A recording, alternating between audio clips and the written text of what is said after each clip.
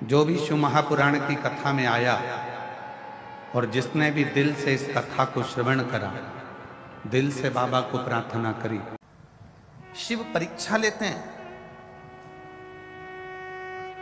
आप लोग लाखों की संख्या में यहां पहुंचे हैं।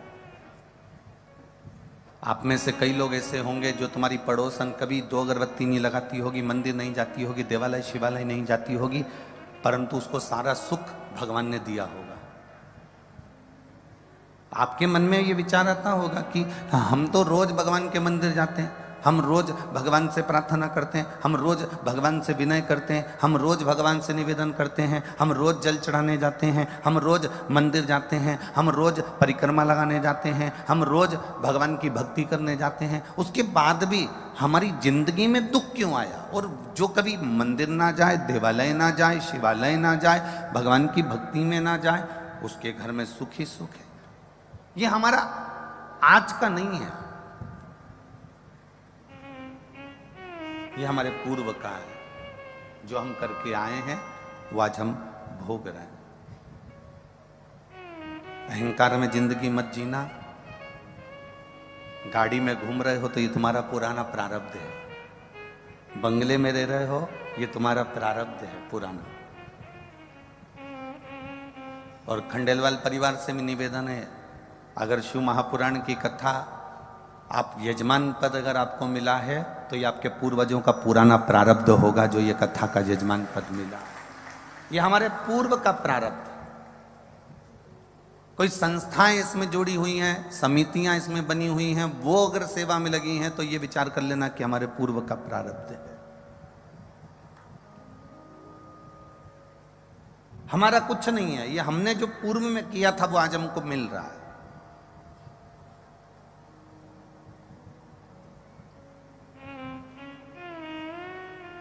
इसलिए पहले भी कहा, मत बुरे कर्म कर बंदे वरना पछताएगा। भगवान की आंखों से तू बच नहीं पाएगा, तू बच नहीं पाएगा।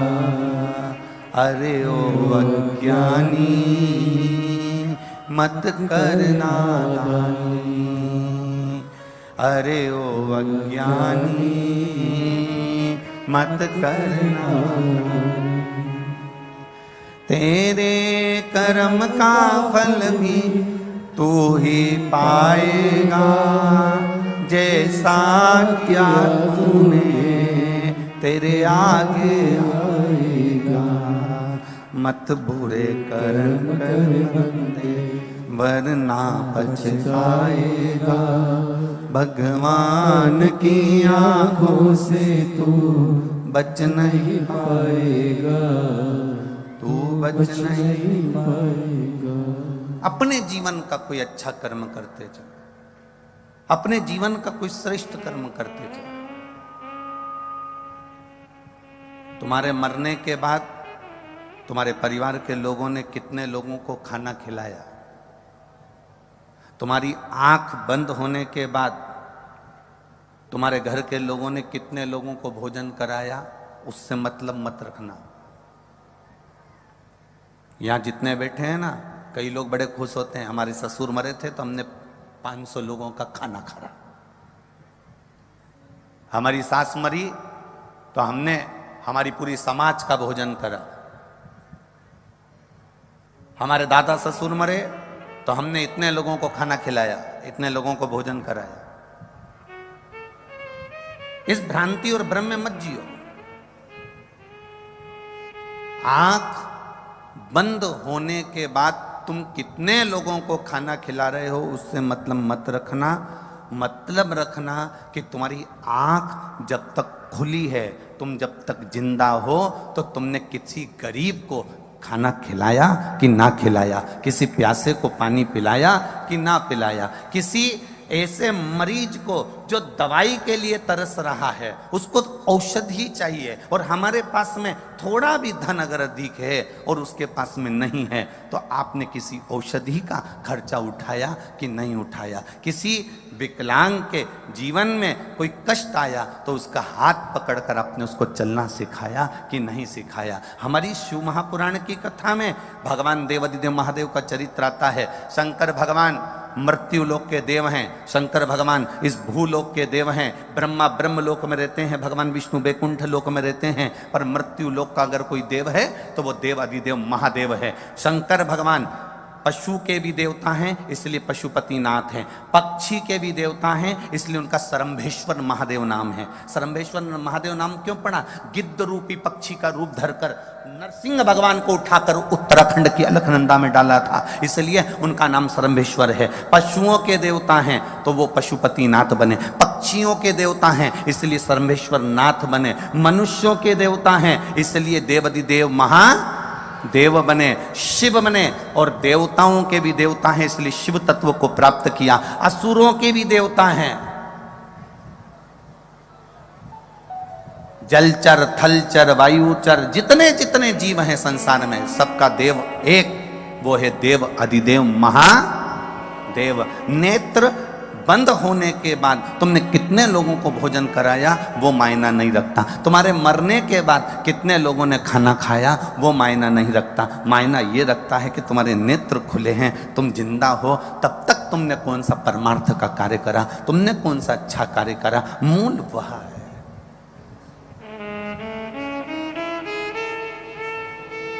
कई कई माताएं बड़ी अकड़ में कह देती हैं वो तो मैं जिंदा हूं ना इसलिए ये घर चल रहा है, जिस दिन मैं नहीं रहूंगी ना आटे दाल का भाव मालूम पड़ जाएगा।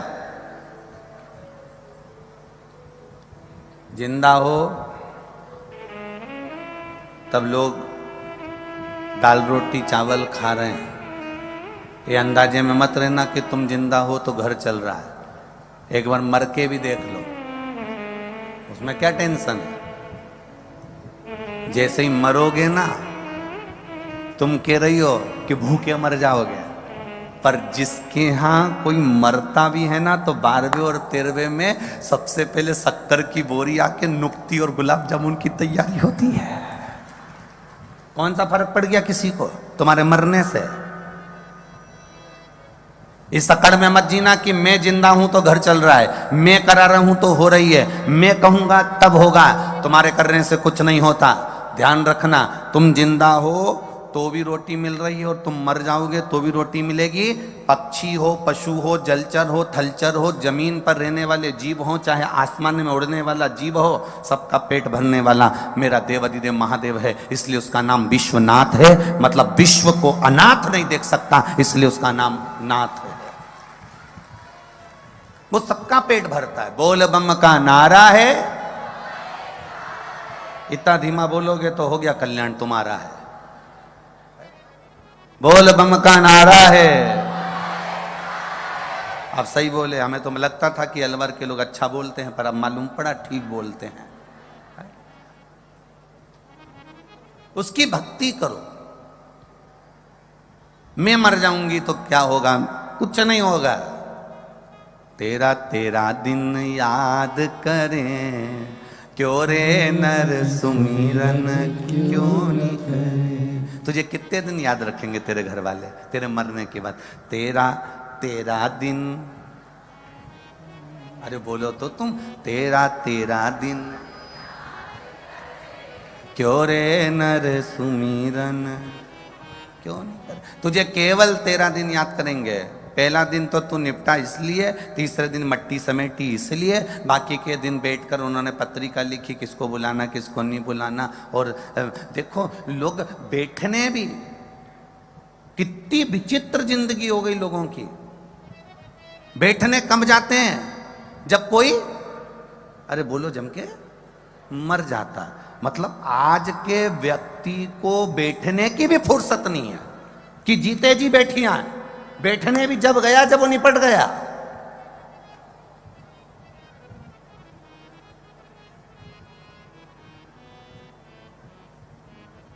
इतनी सी फुर्सत नहीं लोगों को कि वो हॉस्पिटल में बीमार है, तुम्हें मालूम पड़ गया कि उसकी तकलीफ ज्यादा है, तबीयत ज्यादा खराब है, नहीं गए, नहीं गए। और अब वो चले गया, तब लोग बैठने के लिए गए।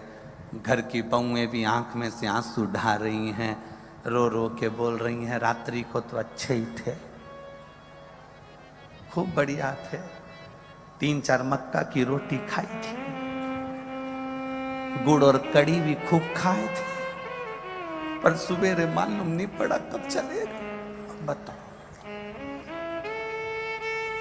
अब 2-4 को बताया, ये गई, उसके बाद 2-4 और आ गई, उन्होंने फिर वो बैठने आई, बहुत अच्छे थे, फिर बताना चालू करा, रात को तो अच्छे थे, 2-4 मक्का की रोटी खाई, कड़ी और गुड़ खाया, मर गए, मालूम नहीं पड़ा। फिर वो चली गई, फिर किसी को बताया, पूरे 10 दिन जो आता है उसको एक ही चीज बताई जाती है, इससे अच्छा एक सीडी भरवा लो और एक प्लेयर बाज में रख लो, उसमें तुम बस पल्लू डाल के ऐसी बैठी रहो और बस ऐसी बटन दबा दी और वो प्लेयर बोलता रहेगा कि कैसे मरे। अरे किसी के मरने के बाद बैठने क्यों जाते हैं? गरुड़ पुराण में कहा कि 10 दिन तक जीवात्मा उसकी अटारी पर रहती है। जब हम बैठने जाते हैं 10 दिन उसके घर में भगवान का भजन होना चाहिए, राम नाम, कृष्ण नाम, शिव नाम जपना चाहिए। क्यों? वो जो गया है वो अटारी पर 10 दिन तक, गरुड़ पुराण कहती है, वो जीव रहता है। 10 दिन हम जितना भजन करते हैं उस जीवात्मा को प्राप्त होता है और उसका कल्याण हो जाता है। पर भजन कोई नहीं करता, सब गए, बैठे, उठे, चल दिए, बैठे, माला चढ़ाई, फूल चढ़ाया, चल दिए, पर कोई ऐसा नहीं होगा जो थोड़ी देर बैठकर राम नाम, कृष्ण नाम, शिव नाम भजन करता हो। किसी को फुर्सत नहीं। किसी के उठावने में, उठावना जानते हैं आप लोग? इधर साइड होता है उठावना, वो लोग फोटो पे माला चढ़ा के टेबल पे रख देते हैं और बहुत सारे लोग इकट्ठे होके आते हैं, लेडीज इधर बैठ जाती है, जेंट्स इधर बैठ जाते हैं, सब लोग इकट्ठे होके बैठे, थोड़ी देर बाद चले जाते हैं। 4 बजे का इंतजार करते, 3 बजे का इंतजार करते, बस टाइम देख के आते हैं कि 4 बजने में कितनी देर है, 5 मिनट, तो 5 मिनट पहले पहुंचेंगे, बैठेंगे, चल देंगे ना। किसी के यहां जाओ तो भगवत भजन के लिए जाओ, स्मरण के लिए जाओ, एक लगन लगा कर जाना कि मुझे शिव तत्व की भक्ति प्रदान करना, लेना भी है, देना भी है।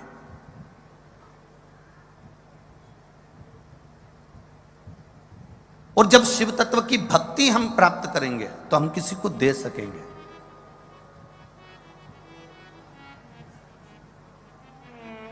कुछ है आपके पास में तो आप दोगे, कुछ नहीं है आपके पास में तो आप कुछ नहीं दोगे। नंदराय जी के पास में 10 लाख गाय थी, भगवान कृष्ण का जन्मोत्सव मनाया तो गौओं का दान दिया।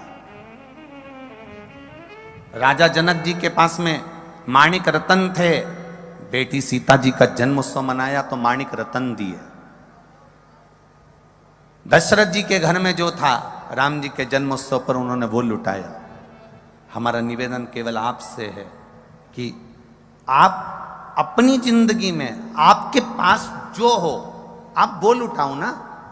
हमने तो कभी इस व्यासपीठ से नहीं कहा कि तुम लाखों की संपदा लुटा दो, करोड़ों का धन लुटा दो, बहुत सारा पैसा लुटा दो। हमने कभी ये नहीं कहा आपसे कि आप करोड़ों की जायदाद लुटा दो। हम तो इतना कहेंगे कि आपको परमात्मा ने जन्म दिया था, 21,600 श्वास परमात्मा ने देकर भेजा था, 3.5 करोड़ रोम छिद्र परमात्मा ने देकर भेजे थे। 21,600 श्वास तुम्हारे पास में हैं। आप धन मत लुटाओ, आप संपदा मत लुटाओ, आप वैभव मत लुटाओ। आपसे तो केवल इतना निवेदन है, 21,600 श्वास जो परमात्मा ने तुमको दी है, उस 21,600 श्वास में जो तुम राम नाम, कृष्ण नाम, शिव नाम ले रहे हो, वो भजन दुनिया को लुटाने का कार्य प्रारंभ कर दो। जीवन का एक आनंद की अनुभूति अपने आप आपको प्राप्त हो जाएगी।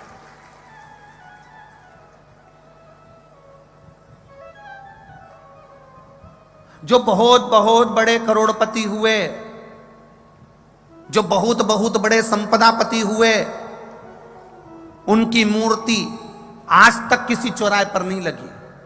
आपके अलवर में लगी हो तो बात दूसरी है कि कोई करोड़पति मरा था तो उसकी मूर्ति अलवर के इस चौराहे पर लगाई गई। पूरे राजस्थान में घूम लेना, पूरे मध्य प्रदेश में घूम लेना, पूरे उत्तर प्रदेश में घूम लेना, तुम्हारी मर्जी पड़े पूरे भारत में घूम लेना। बहुत बड़े बड़े दानी हुए, करोड़ों के, बहुत बड़े बड़े दानी नहीं, बहुत बड़े धनपति हुए, बहुत बड़े करोड़पति हुए, बहुत बड़े संपदापति हुए, जिन्होंने करोड़ों का वैभव कमाया, करोड़ों का धन कमाया, उनकी मूर्ति आज तक कहीं नहीं लगी।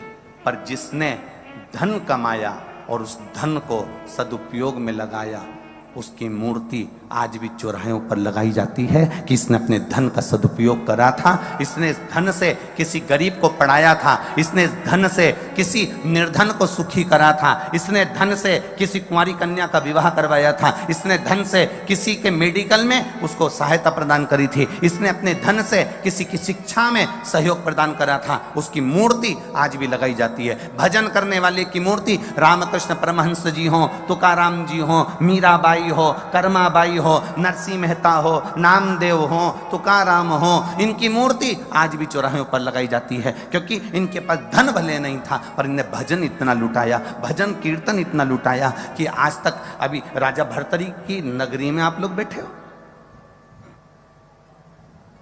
राजा भर्तरी की नगरी,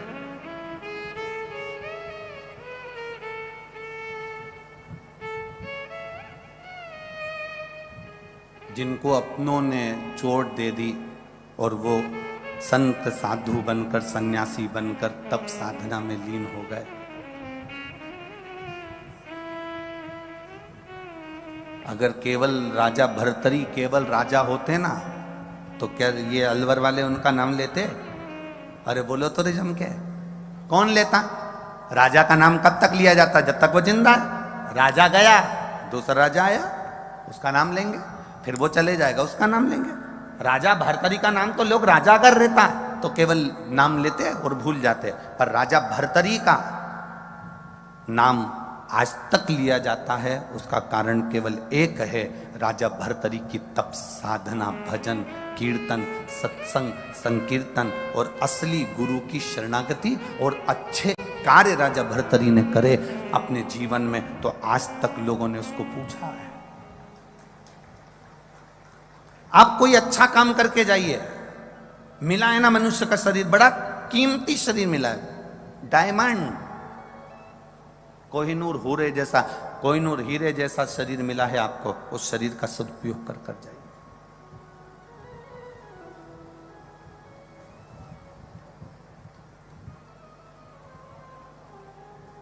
ये जितने बैठे हो ना, और जितने लोग आस्था चैनल पर कथा सुन रहे हो, जितने फेसबुक यूट्यूब पर कथा सुन रहे हो, तुम अपने आप को कम कीमत वाला मत समझना, करोड़ों में कीमत है तुम्हारी, बड़े कीमती हीरे हो तुम। बस अपने आप को हमें मेहनत कर कर, कर्म कर कर, परिश्रम कर कर अपने आप को हमें निखारना है, अपने आप को निखारना है। कोई बाबा, जोगी, संत, साधु, सन्यासी, तपस्वी, साधक, उपासक आपसे ये जरूर कह देगा कि आपको परिश्रम तो करना पड़ेगा। तुम किसी बाबा के चक्कर में, कहीं योगी सन्यासी के चक्कर में आ जाओ और वो तुमसे कह दे मेरे पास बैठ जाओ, ऐसी जड़ी घुमाऊंगा और तुम्हारे लिए सोने का हंडा निकाल के दे दूंगा, ऐसा महाराज संसार में मिलना मुश्किल है। केवल समझ लेना कि बेवकूफ बना रिया है कि हंडा निकाल कर दे देगा। मेहनत करोगे, कर्म करोगे, परिश्रम करोगे, और परिश्रम करते करते, अपनी मेहनत को करते करते मेरे शंकर को, मेरे राम को, मेरे कृष्ण को, मेरे शिव को समर्पित कर कर, समर्पण कर कर अपने परिश्रम को पूर्ण जोश शोश में करोगे तो जिंदगी का सारा फल तुम्हारे हाथ में होगा। अपने कर्म को प्रबल मानकर आगे बढ़ना।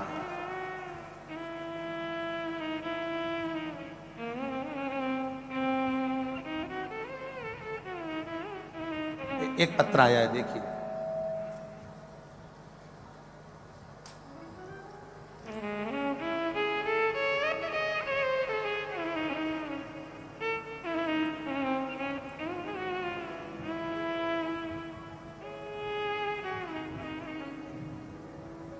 मैं प्रभा फौजदार निवासी नदबई भरतपुर राजस्थान। नदबई सही बोला है ना?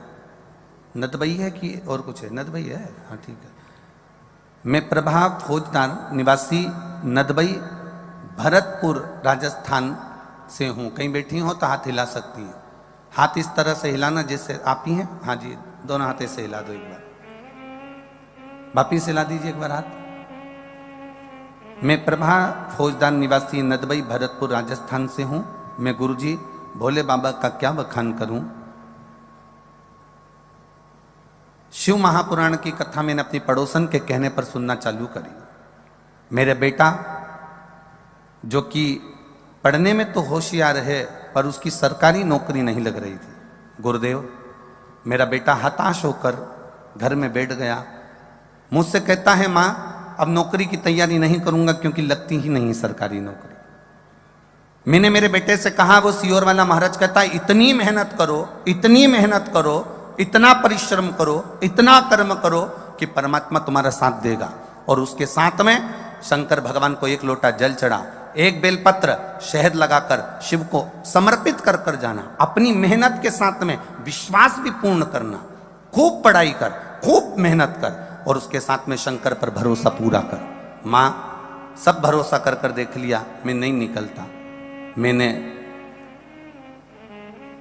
फिर अपने बेटे से कहा अब की बार मेहनत करो, शंकर जी पे एक लोटा जल चढ़ाना चालू कर। जितना जल चढ़ाएगा और जितना पड़ेगा उतना तुझे फल प्राप्त होगा। मेरे बेटे ने पढ़ना भी प्रारंभ करा, जल चढ़ाना भी प्रारंभ करा। मैंने इंदौर की शिव महापुराण की कथा सुनी, वहां बाबा से विनती कर कर आई। आप कहते हो ना गुरुजी कि पंडाल में बैठकर जो बोला जाता है बाबा वो देता है। मैंने प्रैक्टिकल करा। मैं भी गई भरतपुर से इंदौर और कथा पंडाल में बैठकर सुनी और वहां सुनकर बाबा से विनती कर कर आई और मेरे बेटे से कहा तू अब की बार इतनी मेहनत करना, सियोर वाला महाराज कहे परिश्रम पूरा करना और एक बेलपत्री शिव को चढ़ा कर जाना। मेरा बेटा गया और आज बाबा को मैं दंडवत प्रणाम करने इस अलवर की भूमि पर आई हूं क्योंकि मेरे बेटा रेलवे में स्टेशन मास्टर के पद पर चयनित हो गया है। आज मैं बाबा को यहाँ पर दंडवत प्रणाम करने के लिए आई हूँ। बधाई हो माँ आपको। एक बार वापिस हाथ हिला दो। श्री शिवाय नमस्तुभ्यम। बहुत बहुत साधुवाद। बैठिए। शिव तत्व इसी को कहते हैं।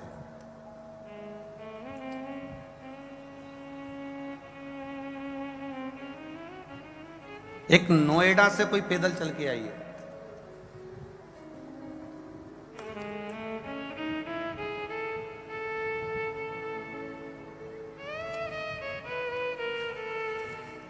एक कोई नोएडा से पैदल चल के आई है, नंगे पैर यहां पहुंची है।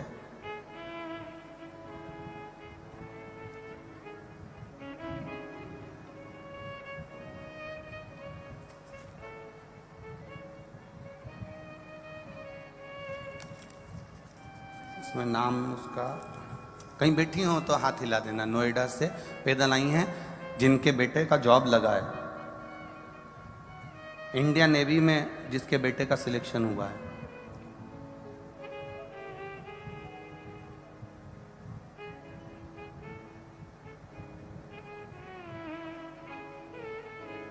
कहीं बैठी हैं क्या जो नंगे पैर यहां आई हैं?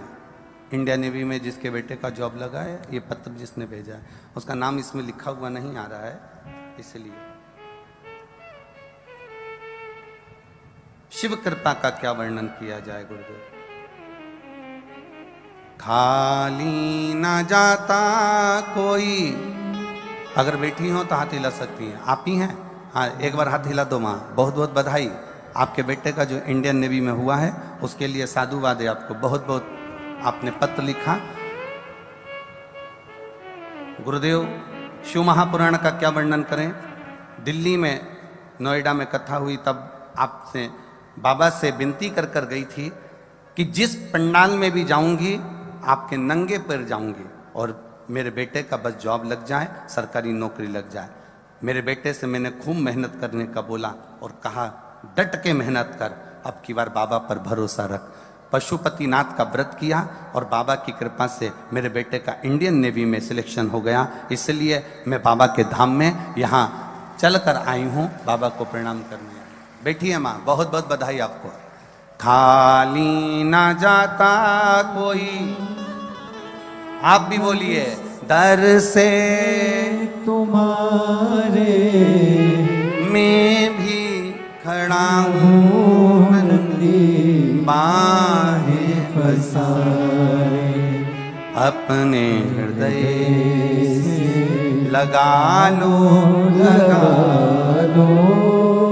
गिरा जा रहा हूँ, उठा लो,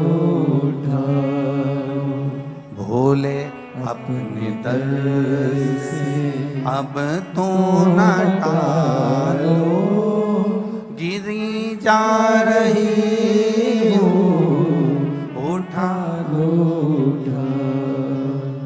आप बैठे जरूर हो इस पावन शंकर भगवान के पंडाल में, इस शिव महापुराण के पंडाल में आप जरूर चलकर आए हो, बड़ी दूर से आए हो, पर विश्वास और तुम्हारे कर्म के प्रति रुचि पूर्ण रखना, वो खाली नहीं छोड़ेगा। आपकी रुचि, आपका विश्वास, आपकी दृढ़ता पक्की रखिए। शंकर भगवान परीक्षा जरूर लेते हैं, पानी भी गिरेगा, कीचड़ भी होगा, आने में असुविधा भी होगी, 1-2 किलोमीटर दूर तुमको छोड़ भी दिया जाएगा, वहां से 1-1.5 किलोमीटर तुम्हें पैदल भी चल के आना पड़ेगा। बोलो सही है कि गलत है? अब पास की पास में तो कोई तुम्हारी गाड़ी रोकेगा नहीं, क्योंकि चक्कर ये इतनी पास अगर गाड़ी रोक देवे तो जनता कहाँ जावे, किसी को चोट लग जावे, किसी को ठेस पहुंच जावे, तो प्रशासन भी अपनी व्यवस्था देखता है, इसलिए थोड़ी दूर पे गाड़ी रुकवा देता है, कहीं तुमको छोड़ देगा कि वहां से यहां तक पैदल जाओ। तो ये सब चीजें होती है। मेरा भोलेनाथ, मेरा ओघड़ी, मेरा दयालु, मेरा दातार, मेरा कैलाशी, मेरा अविनाशी तुम्हारी परीक्षा जरूर लेगा। उन्होंने राम जी की ली, उन्होंने कृष्ण भगवान की ली। अगर भगवान की कृष्ण की परीक्षा लेने के लिए दुर्वासा अवतार हुआ मेरे भगवान कृष्ण का, और द्वारकापुरी के नजदीक में जाकर भगवान कृष्ण ने चिल्लाना चालू करा, मुझे कोई मेहमान रख लो, मुझे कोई मेहमान रख लो, मुझे कोई मेहमान रख लो। उन्हें कोई मेहमान नहीं रखता था। क्यों नहीं रखता था? क्योंकि मेहमान उसी को रखा जाता है जिसका स्वभाव अच्छा होता है, जिसको क्रोध नहीं आता, जिसको गुस्सा नहीं आता। अब दुर्वासा ऋषि को तो इतना क्रोध।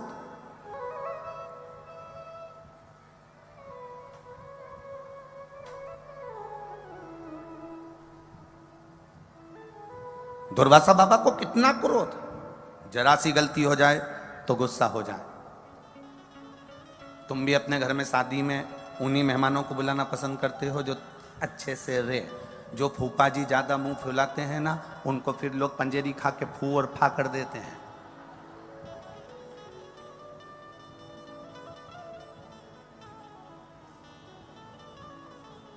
पंजेरी खा के फू और फा मतलब वो सत्यनारायण भगवान का प्रसाद सीखता है ना, उसको मुंह में भर लो और फूफा बोल दो एक बार।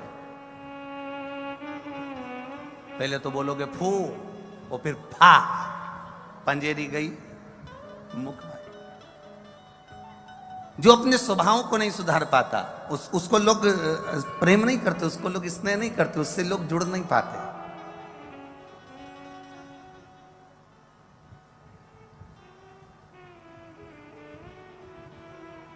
अच्छा, कई लोग कहते हैं गुरुजी हम जब तक गुस्सा नहीं करते ना तब तक कोई काम नहीं होता। हम कहते हैं ऐसा नहीं है कि तुम गुस्सा करोगे तो काम नहीं होगा या गुस्सा करोगे तो होगा।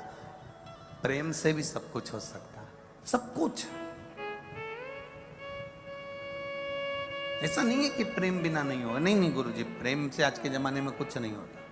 हम कहें पत्नी चिल्लाकर बात करती है, पत्नी अपशब्द कहकर बात करती है, पत्नी आड़े तेड़े संबोधन देकर बात करती है, पति उसका संबोधन का पलटवार हमेशा प्रेम से ही करता है। एक पत्नी ने पति से कह दिया तुम में तो अक्ल नहीं है, तुम तो जानवर हो। इतने में पति ने भी कह दिया तू झूठ नहीं बोल रही, बिल्कुल सत्य कहती है, तू मेरी जान और मैं तेरा वर। तू गलत कहां बोल सकती है? तू जान है और मैं वर हूं, उसमें अंतर क्या है? वो पलट दे रहा है, जवाब दे रहा है, पर उसमें क्रोध नहीं है, उसमें चिड़चिड़ाहट नहीं है, उसमें वात्सल्यता है, उसमें प्रेम है।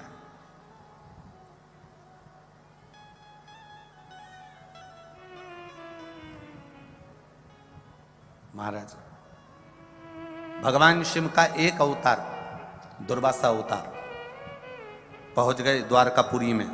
आवाज लगाई भोलेनाथ जी ने, दुर्वासा ऋषि शिव का एक अवतार है। आवाज लगाई, मेहमान रखो मुझे। कोई मुझे मेहमान रख सकता है? कोई मुझे मेहमान रखो। सबको मालूम था इसको मेहमान रखना बड़ा भारी काम है। गुस्सा बहुत तेज आता है, चिड़चिड़ाहट बहुत करता है। दुर्वासा ऋषि बहुत अपशब्द बोल जाते हैं, जरा सी गलती हुई तो श्राप दे जाते हैं। इसलिए दुर्वासा ऋषि को कोई मेहमान नहीं रखा। पूरी द्वारका में 5 दिन से दुर्वासा ऋषि घूम रहे थे, पर कोई मेहमान रखने को तैयार नहीं। भगवान द्वारिकाधीश निकल कर जा रहे थे और द्वारकाधीश ने जैसे ही सुना दुर्वासा जी कह रहे हैं कि मुझे मेहमान रखो, भगवान द्वारकाधीश ने कहा दुर्वासा ऋषि से, चलिए मैं आपको मेहमान रखता हूं। दुर्वासा ऋषि ने कहा, आप मुझे जानते हो ना अच्छे से? भगवान बोले, बिल्कुल जानते हैं। आप जानते हो ना कि मुझे गुस्सा बहुत आता है? भगवान बोले, हाँ जानते हैं। आपको मालूम है ना कि मैं श्राप दे देता हूं? भगवान बोले, हाँ जानता हूं। गलती तो नहीं करोगे? भगवान बोले, नहीं करूंगा। जान करके तो कोई गलती करता नहीं।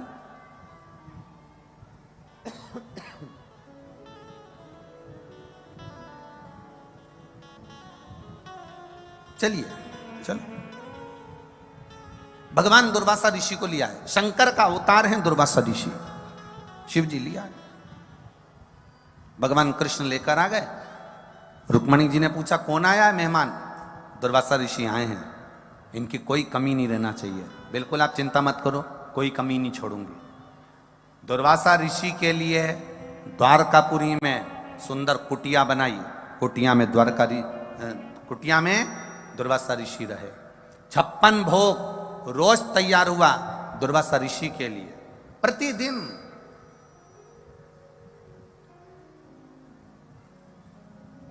56 भोग तैयार, क्योंकि कब क्या मांग ले कोई भरोसा नहीं। आज दुर्वासा ऋषि भोजन कर रहे थे और भोजन करते करते तभी दुर्वासा ऋषि के मन में आया कि चलो कुछ ऐसा करा जाए कि भगवान द्वारिकाधीश भी मुझसे थोड़ा सा चिढ़ जाए। परीक्षा तो परीक्षा है। और दुर्वासा बाबा ने जिस कुटिया में रह रहे थे उस कुटिया में आग लगा दी। कुटिया धधक कर जलने लगी। सारे द्वारकापुर वासियों ने पानी डाल डालकर कुटिया की आग बुझाई। द्वारकाधीश आ गए। कुटिया में आग कैसे लगी, किसने लगाई, सब आपस में बात कर रहे थे। तो इतने में दुर्वासा ऋषि पीछे से आकर द्वारकाधीश के कंधे पर हाथ रखकर कहते हैं, आग मैंने लगाई। तो भगवान द्वारिकानाथ ने पूछा, अपने घर में आपने आग लगा दी, क्यों? भगवान बोले, मेरी मर्जी, क्योंकि मैं तो मेहमान हूं, आग भी लगा सकता हूं। भगवान द्वारिकाधीश ने मन में सोचा, ऐसा मेहमान किस काम का जो आग लगा दे अपने घर में? मैं तो मेहमान हूं, आग लगा सकता हूं, कोई बात नहीं, बुझाओ। भगवान को मालूम पड़ गया द्वारकाधीश को कि परीक्षा ले रहे हैं। आगे चले। इधर तो कुटिया जल रही है, इधर दुर्वासा मामा ने कह दिया कि मुझे भूख लग रही है, मेरे खाने के लिए खीर लेकर आओ। भगवान ने 56 भोग बनवा के रखे तो रुक्मणी जी खीर लेकर आ गई, जो दुर्वासा ऋषि को दी। दुर्वासा ऋषि ने खीर खाई। आधी खीर दुर्वासा ऋषि ने भगवान कृष्ण पर फेंक दी। झूठी खीर। दुर्वासा ऋषि की आधी मुख से खाई खीर द्वारकाधीश पर फेंकी। कटोरा नीचे गिरा, खीर भगवान कृष्ण के शरीर पर थी और कृष्ण के शरीर पर खीर लगी है। और इतने में दुर्वासा ऋषि ने कहा, सुनो द्वारकानाथ, जो खीर मैंने तुम्हारे ऊपर फेंकी है पूरे शरीर में मलो। भगवान द्वारिकाधीश ने उस खीर को पूरे शरीर में मला। मलते से ही रुक्मणी जी हंस दी और रुक्मणी जी के चेहरे पर हंसी आ गई कि ऐसा मेहमान पकड़ कर लाए हो जो तुम्हारी इज्जत नहीं कर रहा। ऐसा मेहमान पकड़ कर लाए हो जो तुम्हारी इज्जत ना करे, तुम्हारा सम्मान ना करे, तुम्हारा आदर ना करे। खीर फेंक दी। द्वारकाधीश के शरीर पर खीर लगी थी और रुक्मणी जी हंस दी। हंसते से ही दुर्वासा ऋषि को क्रोध आ गया और दुर्वासा बाबा ने कहा, सुनो कृष्ण, आज पूरी द्वारका घूमने के लिए जाऊंगा, पैदल चलकर नहीं जाऊंगा, रथ पर बैठकर जाऊंगा, पर रथ में ना घोड़ा जुतेगा ना घोड़ी जुतेगी, उस रथ को खींचने के लिए रुक्मणी जुतेगी। रथ को रुक्मणी खींच कर लेकर जाएगी, ना घोड़ा ना घोड़ी लगेगी, रुक्मणी लगे रथ पर। द्वारकाधीश ने रुक्मणी को रथ में लगा दिया। पीछे पीछे द्वारिका के नाथ खीर में भिड़े हुए चल रहे हैं। रथ दुर्वासा ऋषि चलवा रहे हैं। रुक्मणी जी थोड़ी दूर तक रथ खींची, बाद में चक्कर खाकर नीचे गिर गईं।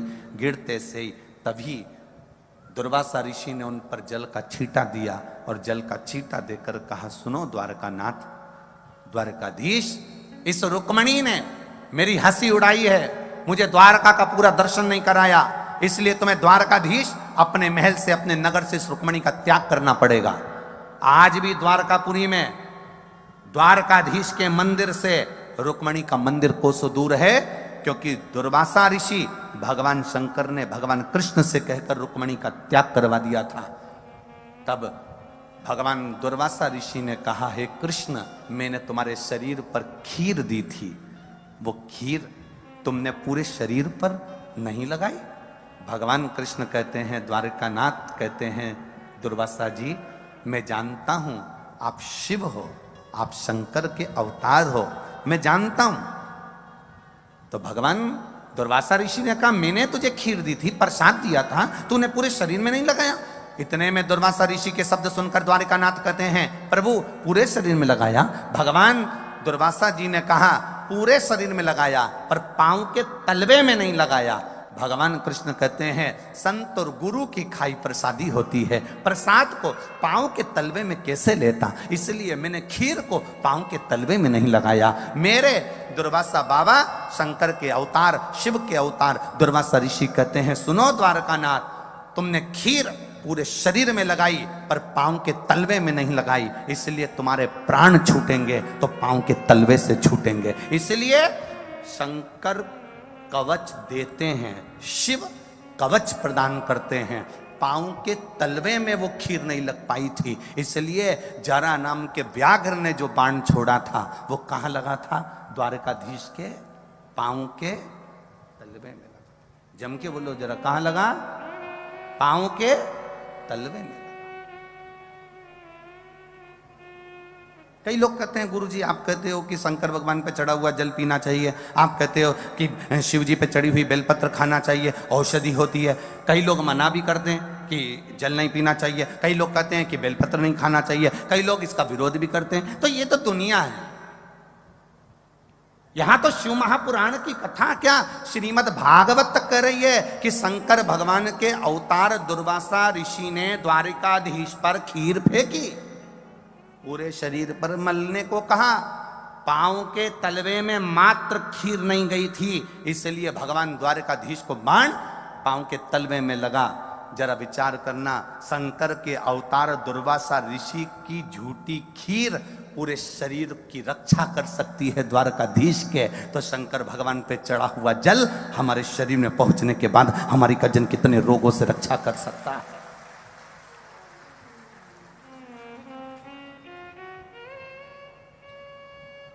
ये तो दुनिया का एक भाव है। अगर आप शंकर जी के मंदिर जाना चालू करेंगे, शिव जी को जल चढ़ाना चालू करेंगे, दुनिया के लोगों का काम है वो विरोध करेंगे।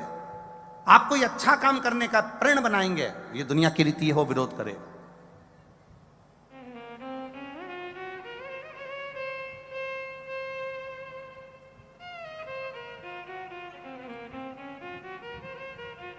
ये दुनिया की रीत है।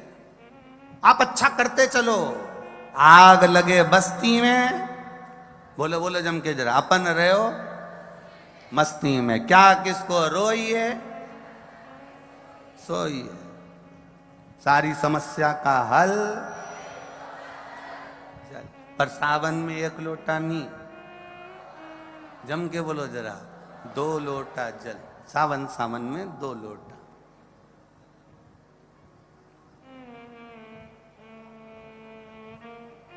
अब इसमें क्या विचार करना है। अब कोई लोग कहें कि शंकर जी पे चढ़ा हुआ जल मत पियो, शिव जी पे चढ़ी हुई बेलपत्र मत खाओ, शंकर पे चढ़ा हुआ प्रसाद नहीं खाना चाहिए, शिव जी को दिया हुआ ये भाग ग्रहण नहीं करना चाहिए। यहाँ शिव तत्व कह रहा है, यहाँ शंकर भगवान की कथा कर रही है। जब मेरे भोलेनाथ जी के सामने विष का कटोरा आया, विष का पात्र आया, मेरे शिव जी ने विष पिया, विष पीते से कुछ बूंद नीचे गिरी, नीचे गिरते से भगवान शंकर के प्रिय गण नंदी ने उस विष की बूंद को चाट लिया कि मेरे महादेव के मुख से राल टपकी है। ये राल नंदी चाट गया। था तो विष।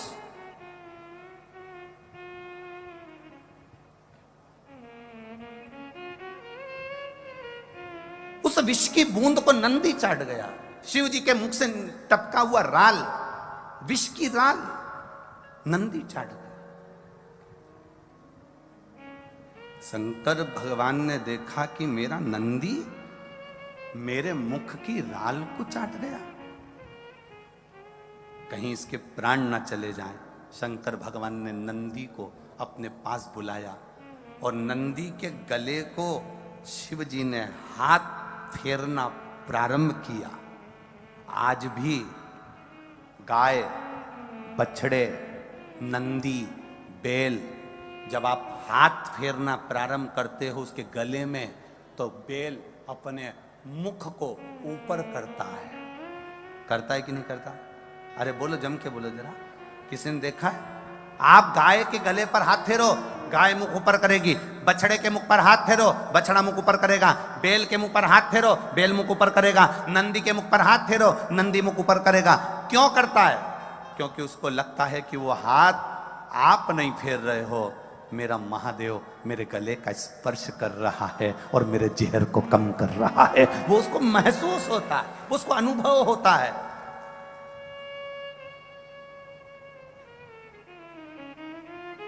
छोटे छोटे बच्चे कहते हैं, मम्मी देखो मैं एक बहुत अच्छा मैजिक दिखाऊं। मम्मी कहती है, हाँ कौन सा मैजिक?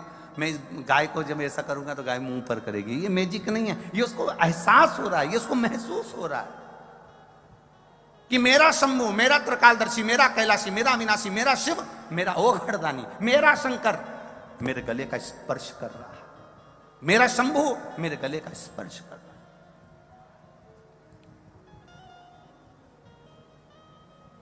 केवल वो छूता है तो जहर को भी समाप्त कर देता है। तो उस पे चढ़ा हुआ जल हमारे ना जाने जिंदगी के कितने जहर को समाप्त कर देता है, जिसका हम पान करते हैं।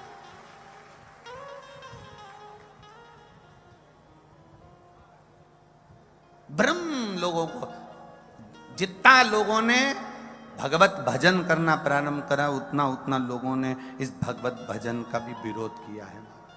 कहते हैं लोग, क्या करोगे मंदिर जाके?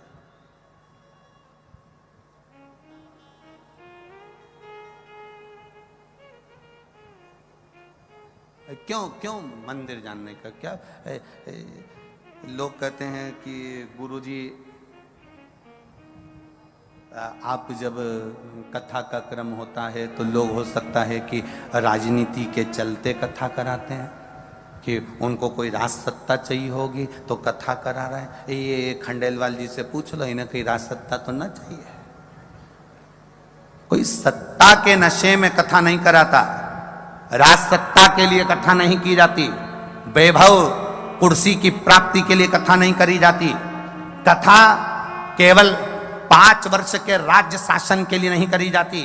कथा मेरे परमात्मा के चरणों की धूल जिंदगी भर प्राप्त करने के लिए करी जाती है। उस परमात्मा के चरणों की रज हमें प्राप्त हो जाए, उस परमात्मा के चरणों। कई लोग कहते हैं कि इसके लिए कथा कर दी होगी, उसके लिए कथा कर दी होगी। कथा जो होती है वो परमात्मा के चरणारविंद की प्राप्ति के लिए होती है। राम कृष्ण के चरण मिल जाएं, शिव के चरण मिल जाएं। ए अलवर वालों, जिस दिन कथा समापन हो ना, उस दिन थोड़ी देर खड़े रहकर यहां का दर्शन करना। जिस दिन कथा समापन हो उस दिन यहां का दर्शन करना। जब यहां से लोग जाते हैं ना, तो जहां बैठते हैं वहीं की थोड़ी थोड़ी मिट्टी उठा कर ले जाते हैं। ऐसी कथा कभी जिंदगी में नहीं सुनी होगी कि जहां बैठकर लोग मिट्टी भी भर कर लेकर चले जाते हैं। मैं अलवर वालों से निवेदन करूंगा, तुम्हारे राज्य में, तुम्हारे क्षेत्र में, तुम्हारे इस पुनीत पावन राजा भर्तरी की नगरी में जो कथा हुई हो, उसके अंदाजा लगाकर इस कथा का स्मरण करना और आखिरी तक 7वें दिन तक विचार करना। 7 दिन इस कथा के पंडाल में बैठकर आप कथा श्रवण करें, या आस्था चैनल पर कथा सुने, या फेसबुक यूट्यूब पर कथा सुने, और तारीख लिखना कि मैं इतनी तारीख को इतनी बजे इस पंडाल में पहुंची थी, और 3 महीने उस तारीख का इंतजार करना कि मैंने जो मांगा था मेरे ओघड़दानी ने मेरी झोली में भर कर दिया कि ना दिया। वो प्रदान कर देता है, छोड़ता नहीं खाली, वो खाली नहीं छोड़। एक पत्र आया, ज्यादा पत्र तो हम पढ़ नहीं पाए, बहुत सारे रखे हैं भैया, पर पत्रों से एक अंदाजा लगाइएगा। देखिए,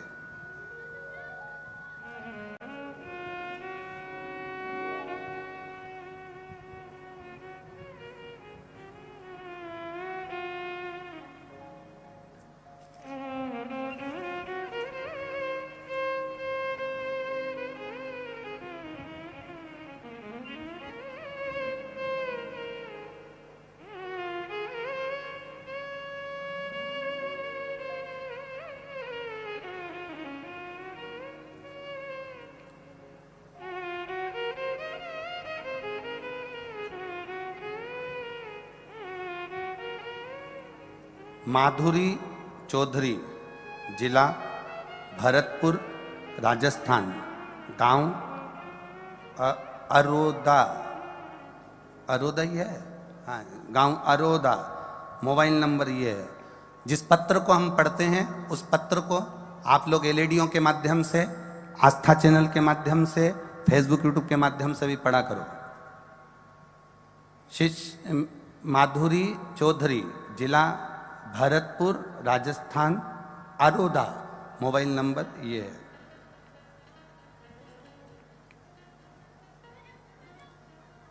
क्या कहें गुरुजी, लोग तो मुझे बाबा के आपके नाम से जानते हैं। लोग कहते हैं तो पगली हो गई बस योर वाले महाराज की कथा सुन सुन के, पागल भी कह देते हैं।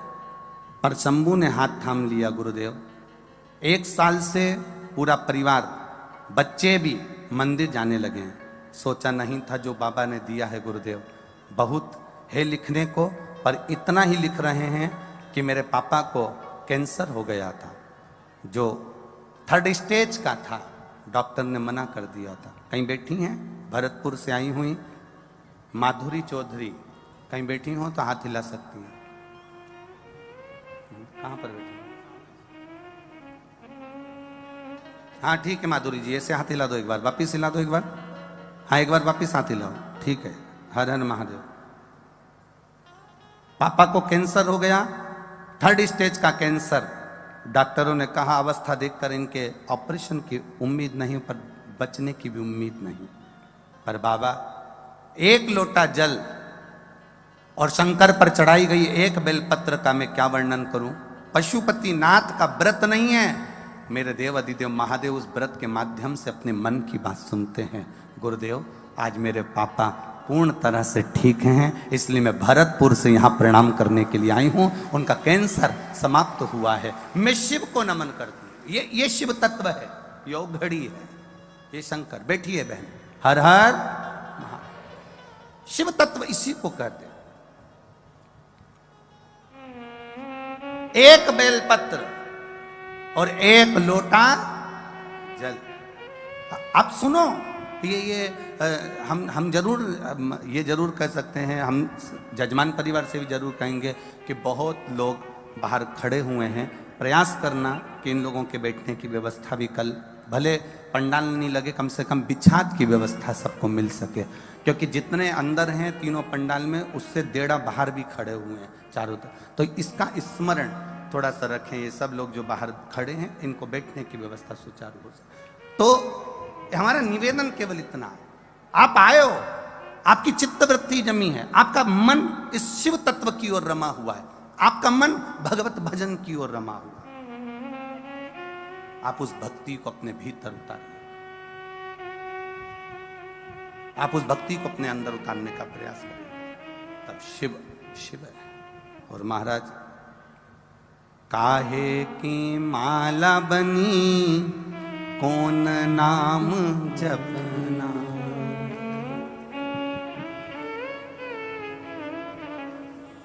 काहे की माला बनी कौन नाम जपना, जाना है हमको के ओ भोले बाबा जाना है हमको कैलाश। ओ भोले बाबा जाना है हमको कैलाश।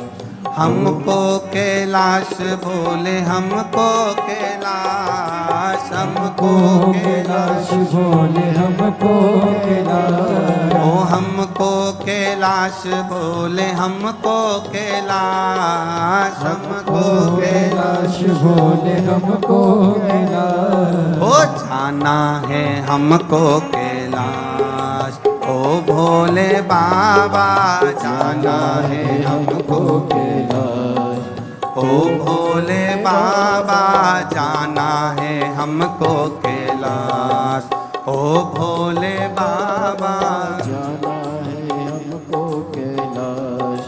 ओ भोले बाबा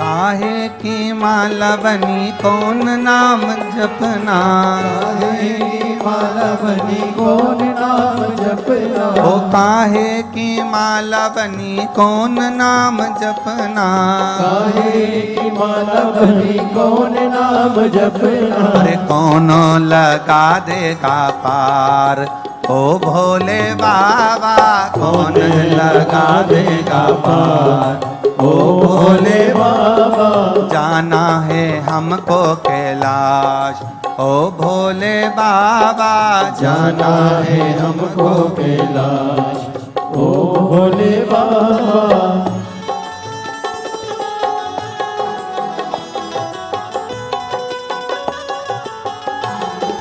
राधे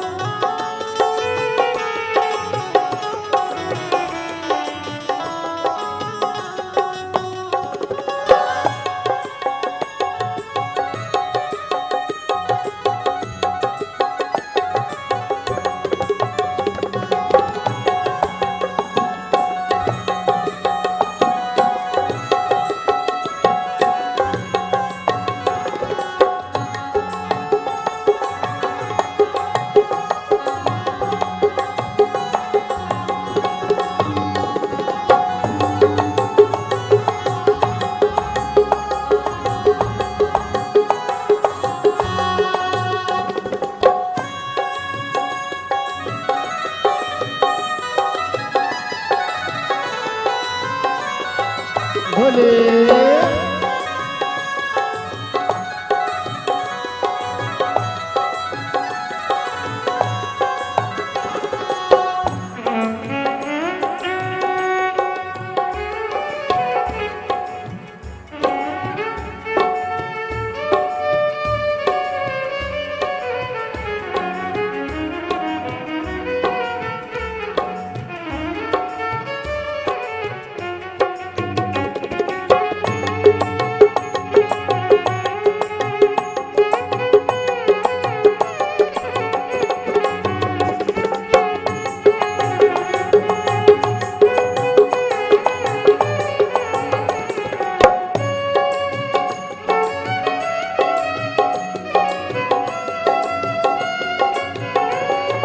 शंभू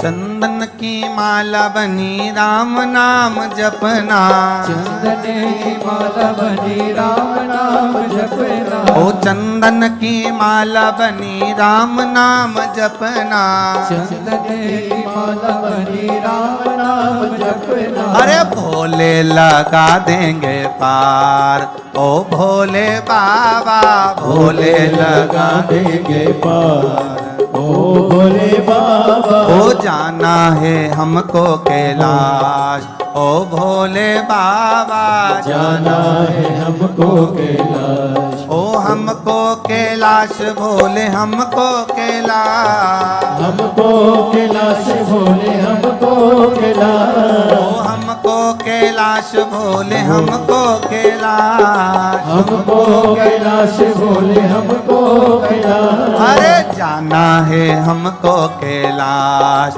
ओ भोले बाबा जाना है हमको कैलाश, ओ भोले बाबा। जाना है हमको कैलाश, ओ भोले बाबा जाना है हमको कैलाश, ओ भोले बाबा।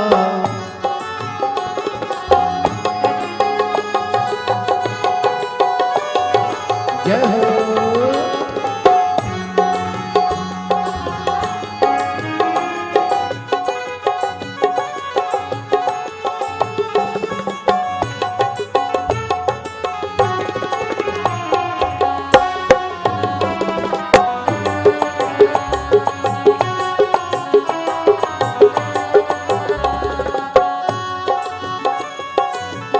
ओ शंभो